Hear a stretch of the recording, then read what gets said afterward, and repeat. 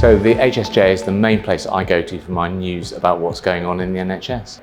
So I find it really helpful in my role just to know what's going on around the country, to be able to spot issues as they arise. I think it's always great to see what's going on elsewhere in the country, and the HSJ helps me to see that and to reach out to other people to learn from their experience. Yeah, I think if you work in the NHS, the HSJ is the place to go to find out your news.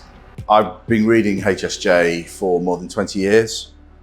First of all, when I worked in the NHS, and then when I left and moved into consultancy.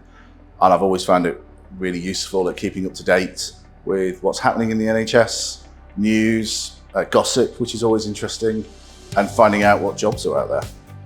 HSJ is incredibly useful, and yes, I would recommend it to anybody who's interested in the health sector or who works in the NHS, who's interested in finding out what's going on in the world. I'm Chris Berman-Faree, I work at Good Shape, and I'm the principal consultant for the NHS in the public sector. So in terms of the HSJ value and brand, we're incredibly supportive of the service, the product. We've used it for years. I've used it in the previous 3 organisations that I've worked in, and I find it incredibly useful in terms of the information, the networking, and the ability to link in with my clients, both new and old, year on year. So I think it's really important linking in with HSJ news and analysis because of the constant changing dynamics across the NHS.